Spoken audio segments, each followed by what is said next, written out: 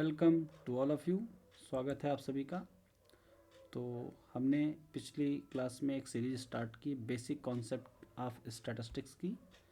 तो पिछली क्लास में हमने देखा कि independent events and exclusive events में क्या रिलेशनशिप होती है, क्या इंडिपेंडेंट इवेंट्स एक्सक्लूसिव हो सकती हैं या फिर क्या एक्सक्लूसिव इवेंट्स इंडिपेंडेंट इवेंट हो सकती हैं, और यदि हाँ तो ऐसा कब होता है, और सैम्पल स्पेस और नल इवेंट के एक्सक्लूसिव और इंडिपेंडेंट हैं या नहीं इसके बारे में भी जाना।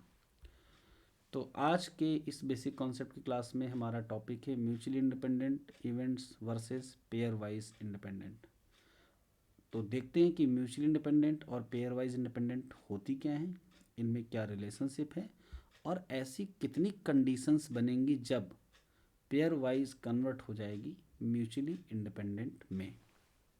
तो आइए देखते हैं। सबसे पहले हम डेफिनेशन क्लियर कर देते हैं। हम 3 इवेंट्स लेकर स्टार्ट करेंगे, A1, A2 एंड A3। हम इनको पेयर वाइज इंडिपेंडेंट कब कहेंगे, जब A1 A2 से इंडिपेंडेंट हो जाए, A2 A3 से हो जाए और A1 A3 से हो जाए, यानी ये इंडिपेंडेंट एज अ पेयर हो। मीन्स हमारे पास एक कंडीशन होगी A1 इंटरसेक्शन A2 की प्रोबेबिलिटी A1 इंटू A2 के बराबर हो जाए, जो कि यह बताएगी कि A1 A2 आपस में इंडिपेंडेंट है।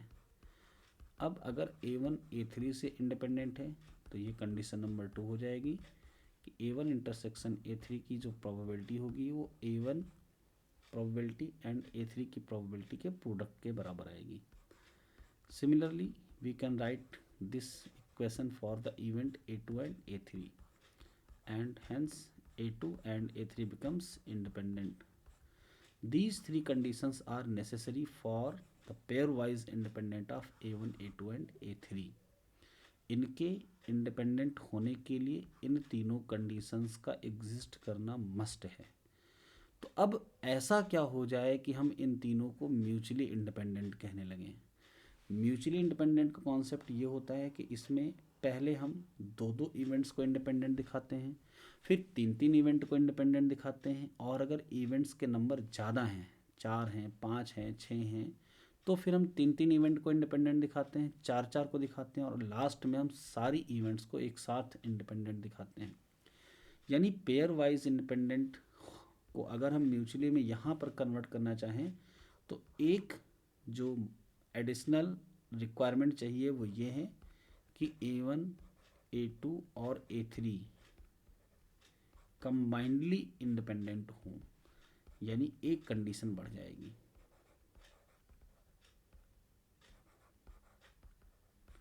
तो अगर number of condition pair wise में देखें, अगर हमारे पास n इवेंट हैं तो कितनी कंडीशंस होंगी पेयर वाइज इंडिपेंडेंसी के लिए। हम 2-2 के पेयर बनाएंगे तो कंडीशन चाहिए NC2, जैसे कि 3 में कंडीशन अगर अप्लाई करें तो 3C2 मीन्स 3। जबकि म्यूचुअली इंडिपेंडेंट की कंडीशंस को अगर हम काउंट करें तो कितनी होंगी, इसके लिए भी हम थोड़ी ही देर बाद आपको दिखाते हैं कि कितनी होंगी। चलिए इवेंट्स हम थोड़ा सा एक और बढ़ा लेते हैं। की बार हमारे पास 4 इवेंट हैं, A1, A2, A3 and A4। Similarly हम इधर भी लिख लेते हैं A1, A2, A3 and A4। अब पेयर वाइज इंडिपेंडेंट के लिए हम पहले देखते हैं कि कितनी कंडीशंस बनेंगी। तो पहली कंडीशन में A1, A2 इंडिपेंडेंट होने चाहिए, फिर A1, A3, फिर A1, A4, then A2, A3, A2, A4, then A3, A4। तो अगर 4 इवेंट में हम 2-2 के पेयर बनाएं तो कितने पेयर बनेंगे, इस फॉर्मूले से कैलकुलेट कर लेते हैं। 4C2 और 4C2 की वैल्यू हमारे पास कितनी आएगी, 6। तो अगर काउंट कर लो तो कंडीशन भी 6 ही हैं, जो कि पेयर वाइज इंडिपेंडेंट के लिए ज़रूरी हैं।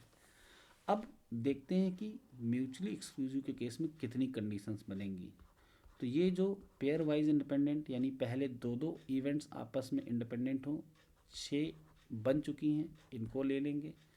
फिर हम 3-3 इवेंट्स आपस में इंडिपेंडेंट हों, इनको लेंगे। तो 4C3 की वैल्यू आएगी 4, यानी 4 कंडीशन ऐसी आएंगी जब 3 इवेंट्स आपस में इंडिपेंडेंट हों।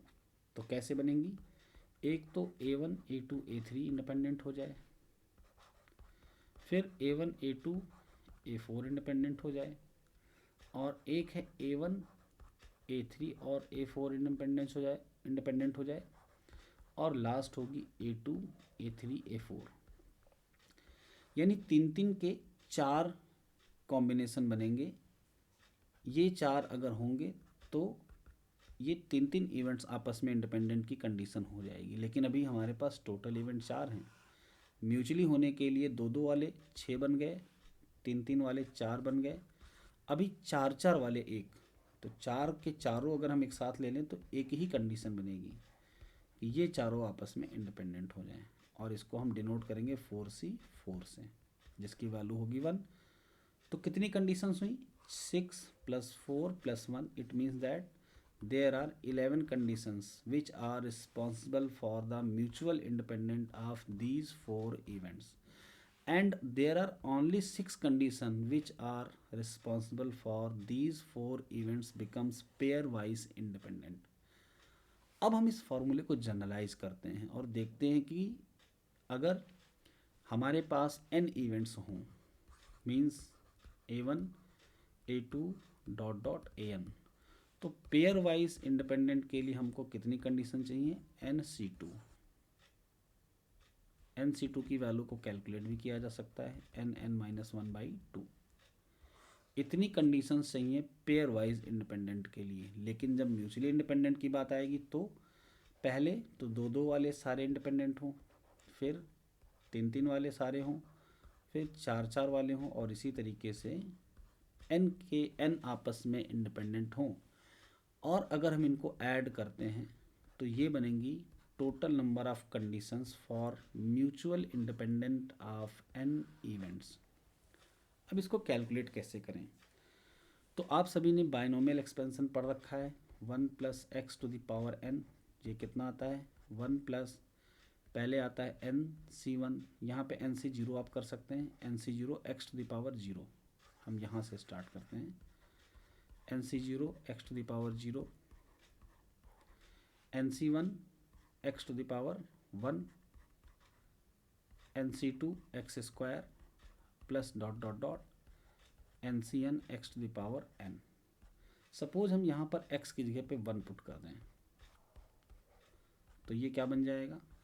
NC0 plus NC1 plus NC2 plus NCn, क्योंकि x की जगह पे 1 आया और 1 की पावर कितनी भी होगी वो 1 ही रहेगा। अब हमको कैलकुलेट करना है 2 से लेकर n तक, यानी यहाँ से लेकर यहाँ तक। तो इस तरफ तो 2⁴n हो गया। हम NC0 को इस साइड ले आते हैं, सब्ट्रैक्ट कर देते हैं, और सेम NC1 को। तो अब जो बाकी वैल्यूज़ बच रही हैं वो ऊपर वाली नंबर ऑफ कंडीशंस के इक्वल है। यानी ये हो गया number of conditions for n events becomes mutually independent 2⁴n। NC0 की वैल्यू होगी 1 और NC1 की होगी n। हम इसको ऐसे भी लिख सकते हैं 2⁴n - n-1। चलिए हम 4 इवेंट्स वाले पे इसको अप्लाई करके देखते हैं। अभी हमने 4 इवेंट का जब म्यूचुअली इंडिपेंडेंस निकाला था तो 11 कंडीशंस बनी थी। क्या n की वैल्यू 4 पुट करने पर यहाँ 11 बनेगा? तो 2⁴4 16, और ये कितना हो जाएगा? 4 - 1। तो हाँ, थोड़ा सा फॉर्मूले में एक गड़बड़ी हो गई थी, वो ये कि जब हम यहाँ से माइनस को कॉमन ले लेंगे तो ये प्लस में कन्वर्ट हो जाएगा, दैट्स वाई। तो हम इसको या तो -1 - n लिखेंगे या फिर माइनस ब्रैकेट में n+1। तो अब अगर हम 4 इवेंट्स की कंडीशन पे इसको अप्लाई करते हैं तो टोटल नंबर ऑफ इवेंट्स कितनी थी? 11। हम यहाँ पर अगर n की वैल्यू 4 पुट करते हैं तो 2⁴ -4 + 1 मीन्स 5। अब 16 - 5 बिकम्स 11। तो ये हो गया number of conditions for n events become mutually independent 2n -n-1। और सिमिलरली अगर n events pair wise independent हैं तो कितनी कंडीशंस होंगी, nc2। तो अब आपको म्यूचुअली इंडिपेंडेंट और पेयर वाइज इंडिपेंडेंट के बारे में सब कुछ क्लियर हो गया होगा। अगर आपको कुछ और मिसिंग लग रहा है तो आप कमेंट बॉक्स में कमेंट करके ज़रूर बताइए। और अगर आपको ये इन्फॉर्मेटिव लगा हो, ये वीडियो अच्छी लगी हो, तो भी कमेंट करिए और चैनल को लाइक करिए, सब्सक्राइब करिए, शेयर करिए। Thank you. जय हिंद। अगली बेसिक कॉन्सेप्ट 3 की क्लास में हम डिस्कशन करेंगे covariance versus correlation. Okay, thank you. जय हिंद।